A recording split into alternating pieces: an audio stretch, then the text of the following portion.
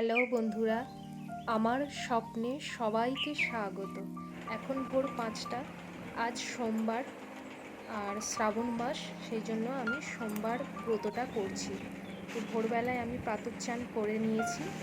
এই ব্রতটায় প্রাতঃস্নান করে, তো সেই জন্য আমি প্রাতঃস্নান করেছি। চান করে পুজো টুজো করে, তো আমার হাজব্যান্ড ও আমাদের বাড়িরই সেই গাছ ছিল, কুমড়ো গাছ, সেই গাছেরই কুমড়ো বন্ধুরা তোমরা দেখো, এটা আরও অনেক বড় হয়।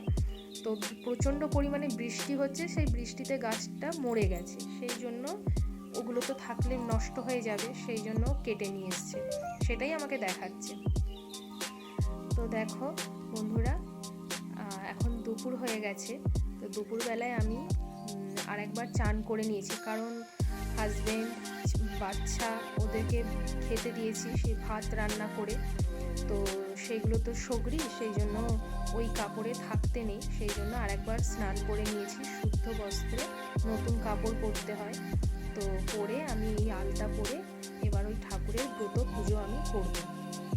তো এটা আমি আগে জানতাম না, এটা বিয়ের পরে অনেকে করে, সেই জন্য আমার শাশুড়ি মা বাড়িতে, জেঠিমা শাশুড়ি আছে, ওনারা সবাই করেন, সেই জন্য ওনাদের দেখে আমিও বাড়ির বউ, সেই জন্য আমিও ওনাদের দেখেই শিখেছি। আমিও মন থেকে এই পুজোটা করছি, ভালো লাগে ব্রত করতে। আর এটা আমি আমার স্বামীর জন্যই করছি। তো আমার স্বামীরও শারীরিক একটু অসুস্থ ছিল, হিপ জয়েন্টের সমস্যা ছিল, তো রিসেন্টও অপারেশন হয়েছে। রিসেন্ট বলতে 1 বছর হচ্ছে অপারেশন হয়েছে, এখন অনেক ঠাকুরের কৃপায় অনেক সুস্থ আছে। তো সেই জন্য ওর জন্য বিশেষ করে আমি এই ব্রতটা করি, মন থেকেই করি, খুব ভালো লাগে করতে। তো আমাদের বাড়ির কাছে তারকেশ্বর, বাড়ির কাছে বলতে এখান থেকে 10 কিলোমিটার মতন রাস্তা। তো ওখানেই শ্রাবণ মাসে প্রচণ্ড ভিড় হয়, অনেকেই সবাই যায় পাশাপাশি পাড়া থেকে, কিন্তু আমরা অন্য সময়ে যাই। এই শ্রাবণ মাসে ওখানে প্রচণ্ড পরিমাণে ভিড় হয় বন্ধুরা, তোমরা দেখেছো টিভি চ্যানেল, ফোনে, সব জায়গাতেই দেখেছো যে ওখানে কী হারে ভিড় হয়।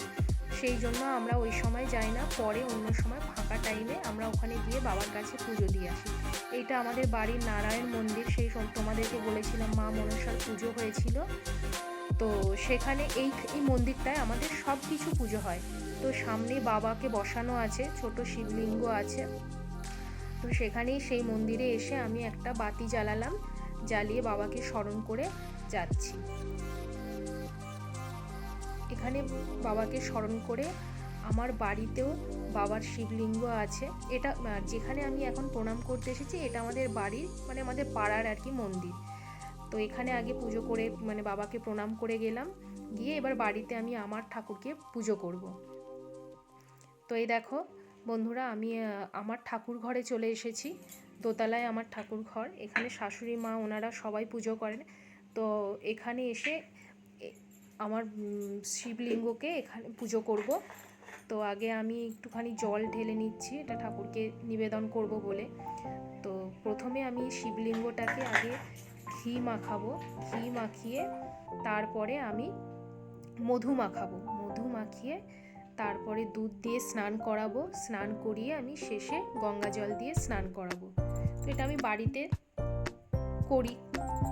আর এই সময় যদি শ্রাবণ মাসে আমি তারকেশ্বর যাই, তো সেখানে তো বাবাকে আমি ঠিক করে দর্শনও করতে পারবো না, সেই জন্য ভেবেছি যে অন্য সময় গিয়ে বাবাকে একদম মন ভরে আমি দর্শন করব, তো তখন পুজোটা আমি ভালোভাবে দিতে পারবো। সেই জন্য বাড়িতেই আমি এইভাবে, আমি আমার শাশুড়ি মা সবাই এইভাবেই আমরা পুজো করি সোমবারটা। অনেকে এই সোমবারটা গোটা শ্রাবণ মাসে যে কটা সোমবার পড়ে প্রত্যেকটা সোমবারই পালন করে, তো আমরা সেটা করিনি, আমরা শ্রাবণ মাসের একটা সোমবার এটা করি। তো এই সোমবারে সারাদিনই প্রায় উপোস, কেউ অনেকে শরবত খায়, চা খায়, তো আমি একদম নির্জলা উপোসটা থাকতে পারিনি। আমি এমনি জল, নর্মাল যে জল হয় সেই জলটা খেয়েছি, আর একটু র চা করে খেয়েছি, আর কিছু না। দিয়ে এই ঠাকুরকে পুজো করে তারপরে আমরা সবাই, আমার শাশুড়ি মা, আমার জেঠিমা শাশুড়ি, সবাই মিলে একসাথে আমরা পুজো করে তারপরে একটু সাবু খাবো। তো এটা উপোস করলে অনেকেই এই সাবু মাখা খায়, সত্যি এটা খুব খেতে খুবই ভালো।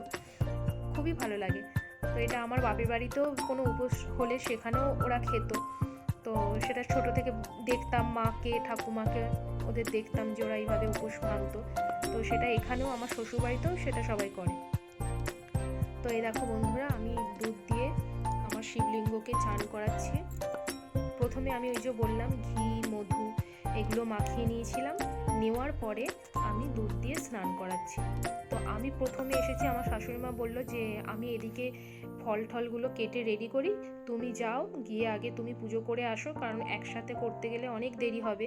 তখন প্রায় বিকাল 4:30 না হলেও 4টে বেজে গেছে। তো স্নান করে এসেই আগে এই ঠাকুরকে পুজো করতে হয়। তো আমি ওই জন্য আগে চলে এসেছি। আমার করা হয়ে গেলে তারপরে ওনারাও এক এক করে করবেন। আমার শাশুড়ি মা করবেন, তারপরে জেঠিমার শাশুড়ি মা করবেন। একসাথে ওনাদের পুজো কমপ্লিট হয়ে গেলে তারপরে আমরা একসাথে বসে খাওয়া দাওয়া করব। খাওয়া দাওয়া বলতে ওই যে বললাম সাবু, নানা রকম ফল কুচি এসব দিয়ে, একটু সন্দেশ এসব দিয়ে, আর একটু কলা থাকে দিয়ে আমরা এটা খাবো। আর রাত্রে কিছু খাবো না, ওটাই আর কি খাওয়া। কোনো কিছু পুজো করলে ব্রত করলে সত্যি মানে মনটাও যেন কত ভালো হয়ে যায়। এই শিবলিঙ্গটা আমার শাশুড়ি মা তারকেশ্বর থেকে, বাবার ধাম থেকে নিয়ে এসেছিল।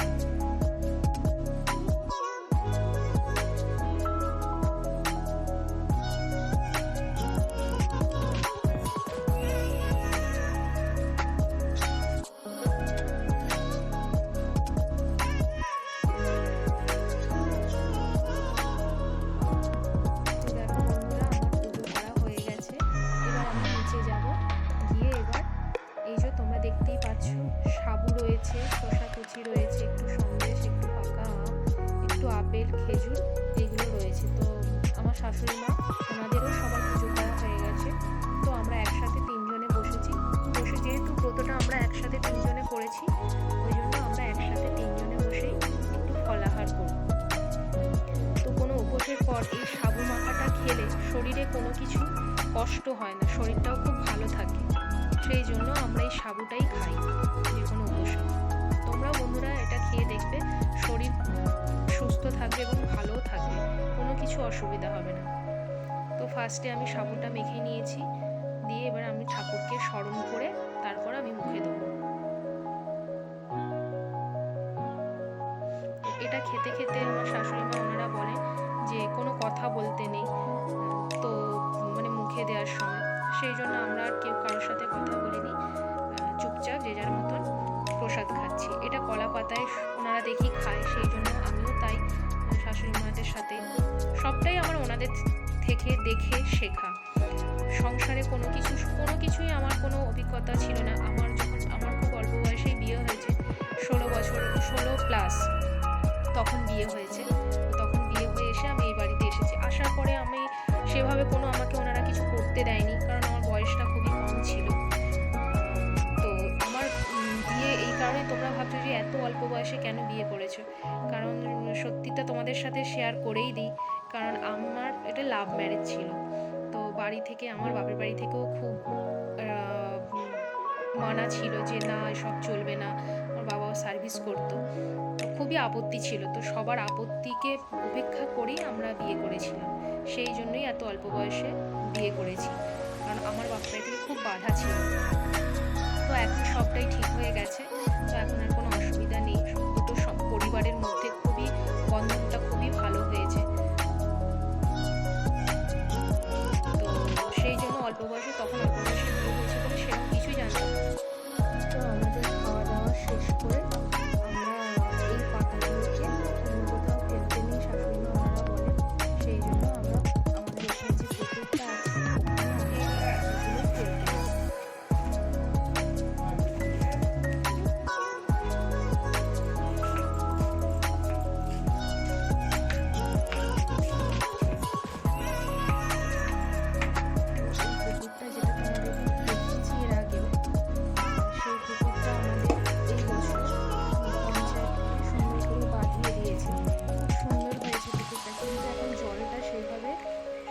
পরিষ্কার করেনি ওরা, এটাও শুনছি নাকি করবে। কারণ পুকুরটা অনেক দিনের পুকুর, আমার শাশুড়ি মা তাদেরও আগের আমলের পুকুর। বলে প্রতিষ্ঠা করা পুকুর, সেই জন্য যাবতীয় যা পুজো আর্চা সব কিছু এই পুকুরের জলেই আমাদের করা হয়।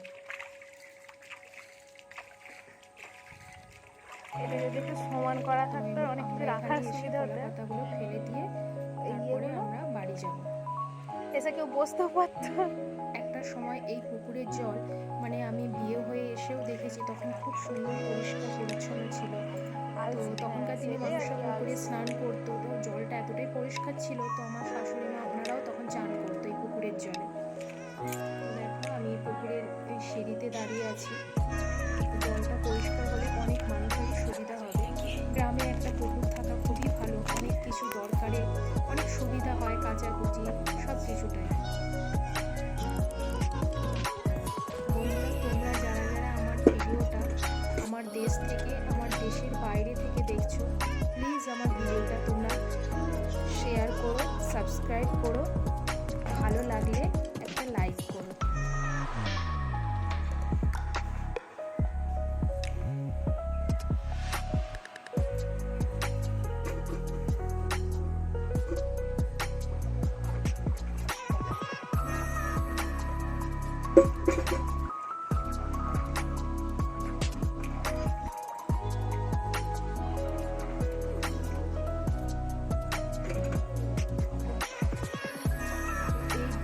করে আমরা যে উপোস ভাঙলাম, এরপরে আমরা আর বাড়িতে গিয়ে কিছু খাবো না। এমনি সাধারণত জল খাওয়া যাবে, কিন্তু আর কিছু না। তো এই সাবুটা খেয়ে পেটটা অনেকক্ষণ ভর্তি থাকে, কিছু মনেই হয় না, আর শরীর অনেক সুস্থ থাকে, ভালো থাকে।